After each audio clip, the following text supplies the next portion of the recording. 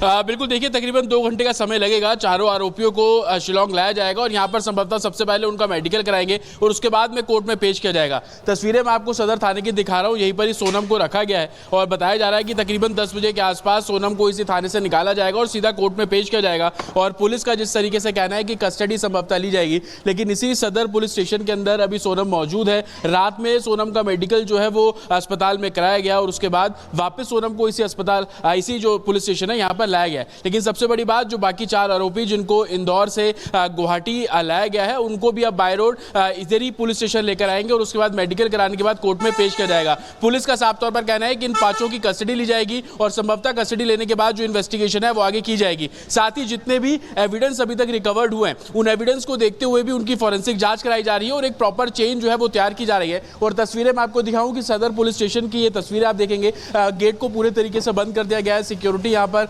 Deploy की गई है, किसी को भी अंदर जाने की इजाजत नहीं है क्योंकि सोनम अंदर ही है। कल जिस तरीके से तस्वीरें देखने को मिली थी कि एयरपोर्ट पर जो बाकी 4 आरोपी थे उनमें से एक को किसी ने मारा भी था, उसको देखते हुए ऐसी सिचुएशन यहाँ पर ना हो, उसको ध्यान में रखते हुए तमाम जो सिक्योरिटी अरेंजमेंट्स है वो सदर पुलिस स्टेशन के बाहर यहाँ पर किए गए। लेकिन सबसे बड़ी बात, मेघालय पुलिस का साफ तौर पर कहना है कि उनके पास प्रॉपर लीड है, सीसीटीवी चेन है और क्राइम सीन को रिक्रिएट करना है। और यही कारण है कि आज जब कोर्ट में सोनम और बाकी 4 आरोपियों को पेश किया जाएगा तो संभवतः उनकी कस्टडी ली जाएगी और उसके बाद क्राइम सीन को रिक्रिएट किया जाएगा, जिसमें हर उस पहलू पर ध्यान दिया जाएगा कि किस तरीके से वो डबल डेकर स्पॉट जहां पर हत्या की गई थी वहां से 10 किलोमीटर दूर सोनम, जहां पे देर रात सोनम को लेकर शिलांग पहुंची है पुलिस।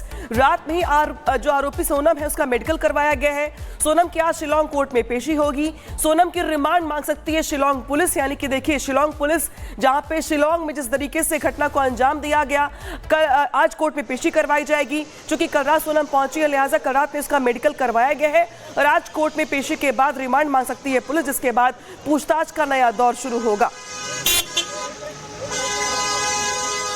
और जतिन हमारे साथ सीधे जुड़े हुए हैं, उनके पास चलते हैं। जतिन, देखिए किस तरीके से देर रात सोनम को भी शिलांग लेकर पहुंची है पुलिस, इस समय क्या और जानकारी मिल रही है? बिल्कुल, देखिए तकरीबन 11 बजे के आसपास जो सोनम है वो गुवाहाटी एयरपोर्ट पहुंची थी और 1 बजे के आसपास वो इसी सदर पुलिस स्टेशन में पहुंची है और यहां पर पहुंचने के बाद मेडिकल कराया गया, अस्पताल ले जाया गया तकरीबन 1:30 बजे के आसपास। 1 घंटे का समय उस मेडिकल कराने में लगा क्योंकि ट्रांजिट रिमांड पर सोनम को गुवाहाटी शिलांग लाया गया है। तो यहाँ पर पहुंचने के बाद तुरंत मेडिकल कराया गया और मेडिकल कराने के बाद वापस इसी सदर पुलिस स्टेशन में सोनम को अब लाया गया है। सोनम इस लिहाज से भी महत्वपूर्ण है क्योंकि इस पूरे हत्याकांड में सोनम मास्टरमाइंड है। कल जिस तरीके से एसआईटी हेड ने भी साफ तौर पर बताया कि तमाम ट्रेसेस उनको सोनम से जुड़े हुए मिले हैं कि कैसे उसने प्लानिंग की, कैसे हत्या से पहले वो हथियारों के साथ मिली, ऊपर चढ़ी तकरीबन 1500 सीढ़ियां और ऊपर जाकर जो वार किया गया और धक्का दिया गया। जिस समय पति की हत्या की जा रही थी उस समय सोनम वहां पर मौजूद थी। इन सभी ट्रेसेस को कलेक्ट जो है वो मेघालय पुलिस ने किया और यही कारण है कि इस पूरे मामले में कस्टडी लेकर जो इन्वेस्टिगेशन है वो की जाएगी। लेकिन जतिन आपके पास लौट रहे हैं, इस बीच बड़ी खबर आ गई है। राज ने वारदात से पहले हत्यारों को दिए थे पैसे, 50,000 कैश देकर तीनों को भेजा था शिलांग और इंदौर के पीथमपुर से कारोबारी से यहां पे राज ने पैसे लिए थे। पैसे देने वाले कारोबारी पर हवाला का काम करने का भी आरोप है। तो इंदौर के पीथमपुर के इलाके का एक कारोबारी जिससे राज ने पैसे उधार लिए, उसके बाद बाकी आरोपियों को यहां पर पैसे दिए गए। पैसे देने वाले कारोबारी पर हवाला का काम करने का आरोप है, लेकिन सवाल यहां पर यह था कि राज के पास आखिर पैसे कहां से आए। तो देखिए राज ने इंदौर के पीथमपुर इलाके में जो कारोबारी था उससे पैसे लेते। सीधे रुख करते सहयोगी सत्यविजय का। सत्यविजय, जो इससे कड़ियां जुड़ रही हैं वो इंदौर से जुड़ती दिखाई दे रही हैं, जहां पे राज ने कारोबारी से पैसे लिए थे और ये वो कारोबारी है जिसपे हवाला का काम करने का आरोप भी है। यानी कि पैसे कहां से मिले, कहां पहुंचाए गए, तस्वीर साफ हो गई है।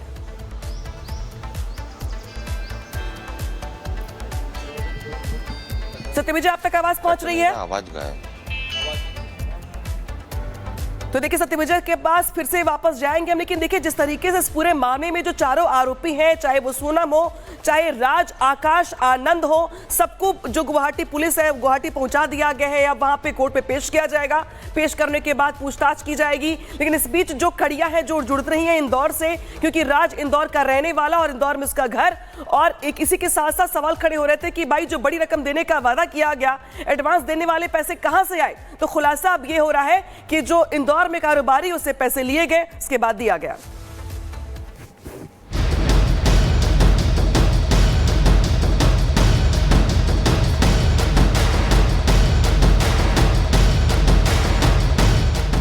राजा रघुवंशी हत्याकांड की मास्टरमाइंड सोनम को पुलिस शिलोंग लेकर पहुंची है, लेकिन सोनम के चेहरे पर ना तो पछतावा दिख रहा है और ना ही कोई गम। ये वही सोनम है जिसने अपने पति राजा रघुवंशी की साथियों के साथ मिलकर बेरहमी से हत्या कर दी थी और फिर शिलोंग से फरार हो गई। पुलिस दोबारा सोनम को लेकर शिलोंग पहुंची है, जहां राजा रघुवंशी के मर्डर के एक एक साक्ष्य जुटाने में लगी है और ये जानने की कोशिश में है कि आखिर राजा रघुवंशी की हत्या की असल वजह क्या है।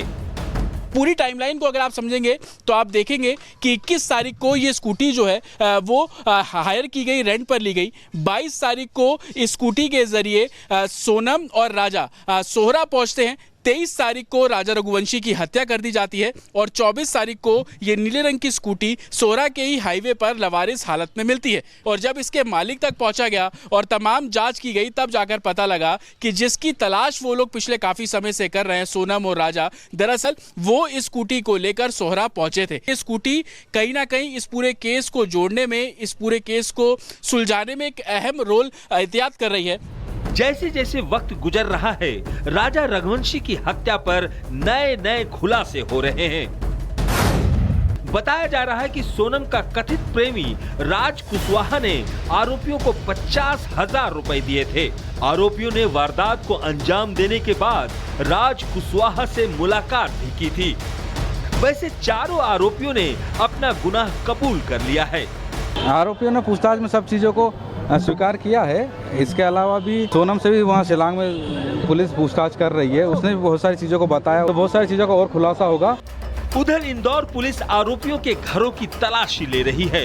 पुलिस ने आरोपी विशाल के घर से कुछ कपड़े जब्त किए हैं, जिसे फॉरेंसिक जांच के लिए भेज दिया गया है। जबकि राजा रघुवंशी की हत्या से इंदौर के लोग गुस्से में हैं। इंदौर एयरपोर्ट पर लोगों ने जैसे ही आरोपियों को देखा, लोगों ने एक आरोपी की पिटाई कर दी। इतना ही नहीं, इंदौर में सोनम के पोस्टर को पहले कैंची से काटा गया और फिर आग के हवाले कर दिया गया। सोनम के पोस्टर पर कालिख पोत कर लोगों ने अपना गुस्सा जाहिर किया। राजा रघुवंशी की मर्डर मिस्ट्री सुलझा ली गई है और अब आरोपियों को फांसी की सजा की मांग की जा रही है। ऐसे में सवाल यह है कि सोनम को राजा रघुवंशी की हत्या करवाने से आखिर क्या मिला। Bureau report, Republic Bharat. एक और बड़ी खबर आपको बता दें, सोनम की शादी के दिन खूब रोया था आरोपी राज को दुखी देखकर दोस्तों ने हत्या की प्लानिंग की। शादी के दिन राज ने सोनम को प्लानिंग की जानकारी दी थी। जिस दिन सोनम की शादी हुई थी, सोनम को प्लानिंग के तहत शिलोंग लाने की बात कही गई। प्लानिंग के तहत राजा को लेकर शिलोंग आई सोनम।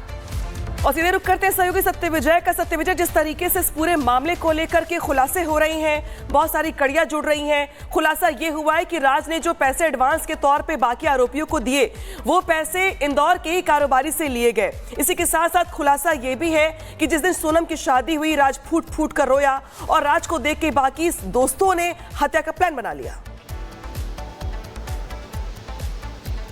जी हाँ, बिल्कुल। देखिए, राजा हत्याकांड मामले में परतें खुलना शुरू हो चुकी है, एक के बाद एक खुलासे हो रहे हैं और सबसे बड़ी बात अब निकलकर ये सामने आई है कि राजा रघुवंशी मर्डर मिस्ट्री में जो कॉन्ट्रैक्ट किलिंग के लिए पैसे का उपयोग हुआ था, वो पैसा किसी हवाला कारोबारी से लिया था। मतलब हवाला कनेक्शन भी इस हनीमून मर्डर मिस्ट्री में निकलकर सामने आ रहा है, क्योंकि राज जो है उसने 50,000 रुपए जो कॉन्ट्रैक्ट किलर अपने 3 साथियों को जो पैसा दिया था एडवांस के तौर पर, वो पीतमपुर के किसी हवाला कारोबारी से लिया है। राज के मोबाइल से वो जो नोट होता है, जो कि हवाला में कोड की तरह उपयोग किया जाता है, जब पैसे का ट्रांजैक्शन एक दूसरे को लेने देने में होता है तो उसी कोड को दिखाना होता है, उसकी तस्वीरें मिली हैं। इसके अलावा जो सोनम रघुवंशी है, उसके अकाउंट का भी उपयोग इसमें किया जाता था। ये एक बड़ी बात है कि हवाला कनेक्शन भी इस हनीमून मर्डर मिस्ट्री में निकलकर सामने आया है। इसके अलावा कई पहलू हैं, जैसे कि इस पूरे ऑपरेशन में जो ऑपरेशन पुलिस ने चलाया था आरोपी को पकड़ने में, इसमें 120 अफसर जुटे हुए थे, 40 से ज्यादा CCTV खंगाले। इसके अलावा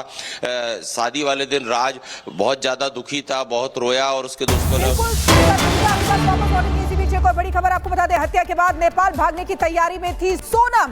मर्डर के बाद भी राज का यूपीआई इस्तेमाल करती रही सोनम, यानी कि जब वो रास्ते में थी या रह रही थी तो उस समय राज का यूपीआई का इस्तेमाल सोनम कर रही थी। सत्यविजय हमारे साथ लगातार जुड़े हुए। सत्यविजय, ये एक बहुत बड़ी प्लानिंग थी कि किस तरीके से हर चीज, राज उस दिन रोया, उसके दोस्तों ने सारी प्लानिंग की, सोनम नेपाल भाग जाना चाहती थी।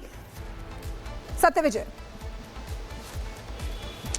जी हाँ, बिल्कुल। देखिए, ये कोई क्षणिक प्लानिंग नहीं थी, एक लंबी प्लानिंग के साथ पूरा ये षड्यंत्र रचा गया। शादी से पहले से प्लानिंग चल रही थी और शादी के बाद भी प्लानिंग की गई थी।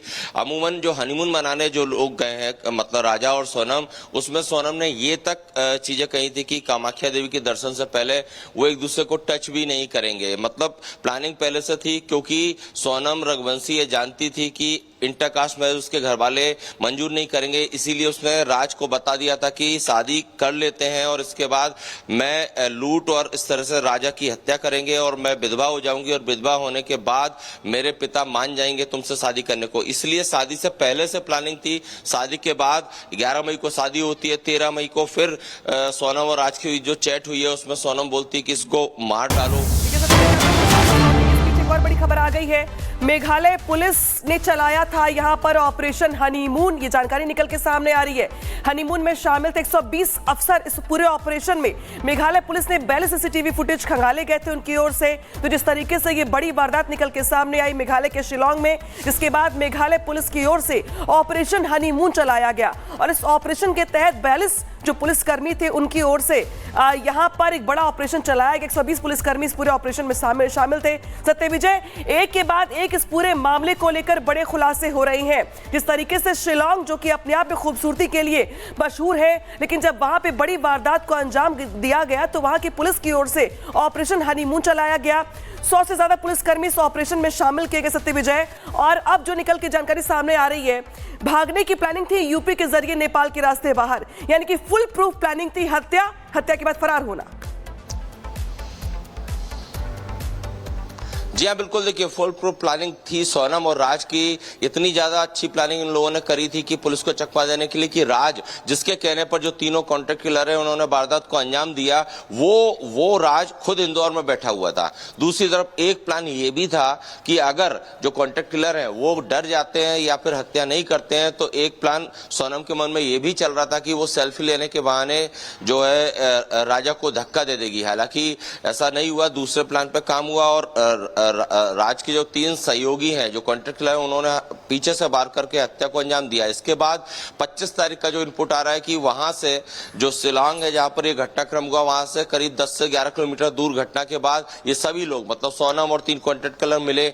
इसके बाद सोनम ने अंडरग्राउंड हो गई। 25 तारीख का ये इनपुट है कि वो इंदौर के में कहीं पर आई और जहां पर वो रात से मिली और यहाँ एक किराए के मकान में 1 से 2 दिन रही। सत्यविजय, ये मानना पड़ेगा जिस तरीके से मेघालय पुलिस ने काम किया, ऑपरेशन हनीमून के जरिए उन्होंने ये सारे सबूतों को जुटाया और कड़ियों को जोड़कर इससे खुलासा किया।